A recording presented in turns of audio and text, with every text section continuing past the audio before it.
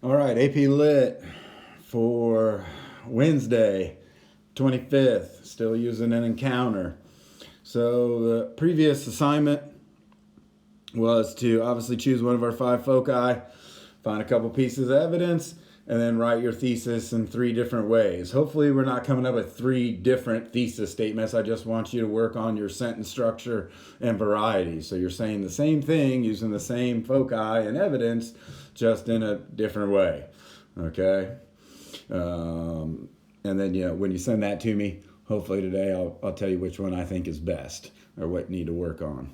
All right. So focus for today. I'll just kind of go through the story real quick and try to hit on each of those foci.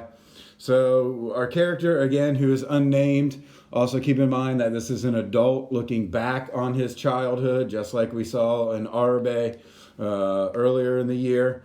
So I guess you could refer to him as Smith, as his fake name that he uses. So hopefully you picked up that it's very hard to recognize it in this particular story. But the epiphany happens at the very, very, very end, just like it did in Arabe as well. Okay? So, has our character changed? And if he has, why, or, what caused that? All right? So you could definitely argue that our character is changed. All right? So think back, this is a small detail in the story that our narrator, is probably in a working class neighborhood, and it's made up of both Catholic kids and Christian kids. And if you know anything about Ireland, that is definitely a sticking point for a lot of people, and has been and still is. But they all seem to get along, in the neighborhood. They don't really care what religion you are or anything, even though the boys go to different schools. Some go to a Catholic school, some go to a Christian school. So we assume that, maybe, I don't know for sure, that our other character, Murphy, his fake name, is one or the other. But at the end of the story, our narrator, says, I always despised him a little. Okay, so how he has changed is that he decides to not run off by himself, but to call his friend over to get away from the pervert in the park. And hopefully you picked up on that as well. That is not a friendly gentleman, although he comes off like that, sitting on that bench there.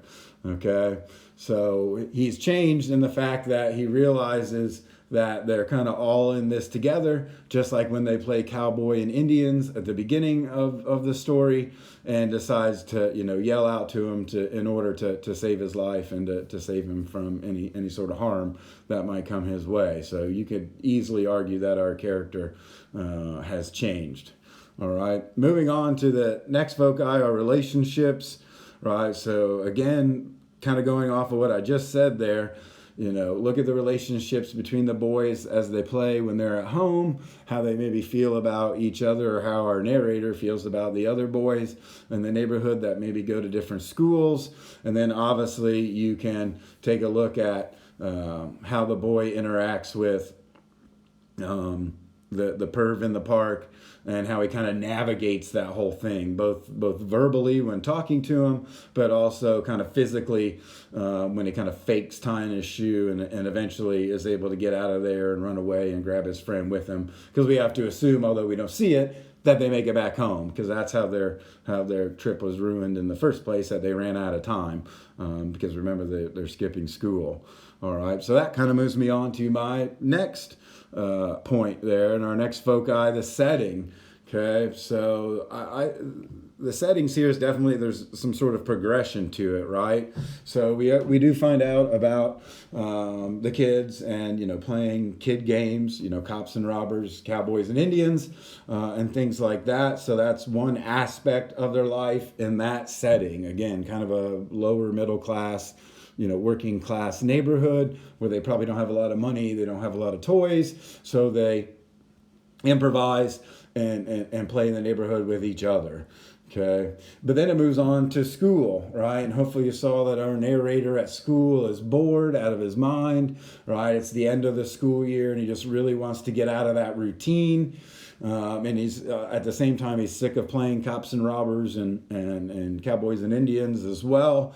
And one thing that he looks to for kind of inspiration are those comic books, which is definitely a symbol, right? I don't know if you were to look up those comic books, they're all, I think, not all of them, but a couple of them are about like the Wild West in America.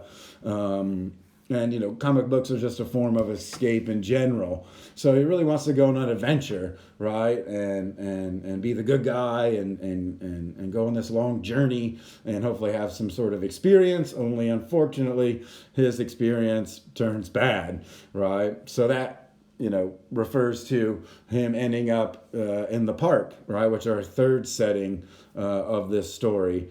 So he kind of gets his hopes up to break his routine. He gets inspiration from this comic book, but man, things fall apart because of our perv in the park.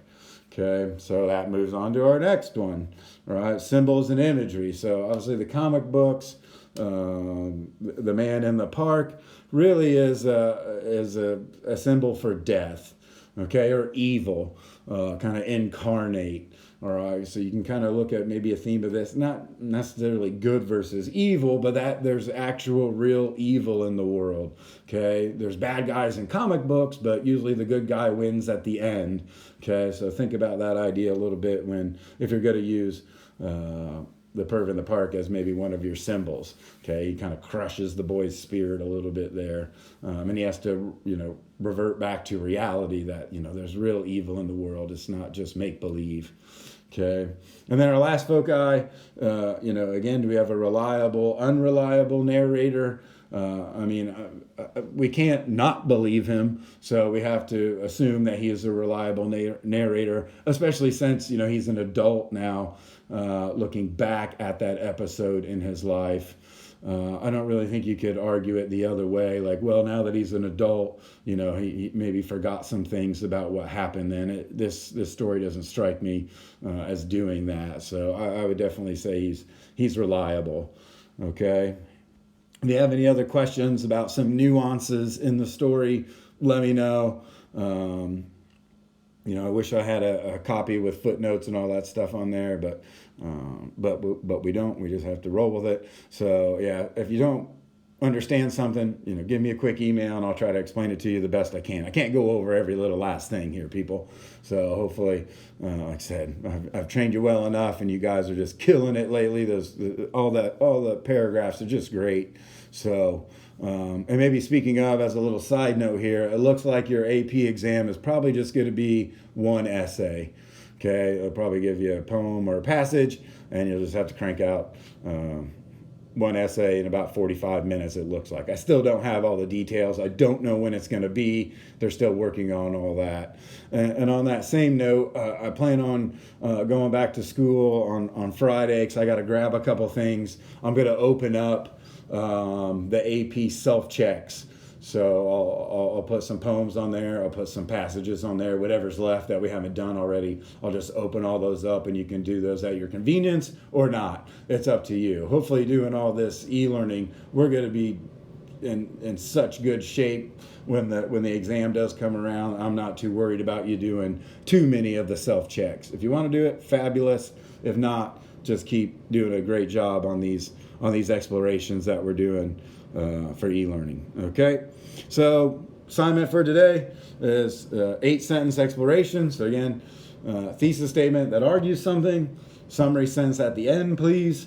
Okay, and then just idea, evidence, explain, idea, evidence, explain. All right, that's all we really need. Tomorrow, I'll probably have you explain a little bit more, and I'm going to probably have you look for an online source to add into your interpretation and your foci for this essay. So if we could, please check over a few things, right? That your essay has some sort of title that reflects your theme or idea, and indent your paragraphs, people. You're driving me nuts. Okay, I know it's not much. It sounds so small, but like I said, have some pride in your work. Make sure it's quality before you send it to me. I got to grade a lot of these, so I like to have the formats the same. It makes my life easier. All right, like I said, you have 6, 8 classes. I have 110 students, So the more kind of uniform things are, it just makes my job a little bit easier. All right, and then lastly, double spaced. Okay, using those quotes correctly. We just can't take a whole quote and put it in there. You got to mix it with your own words. And I know we're only using one.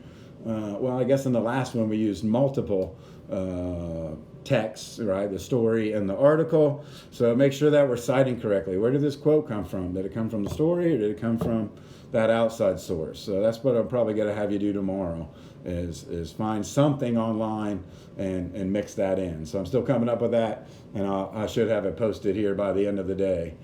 All right. See y'all.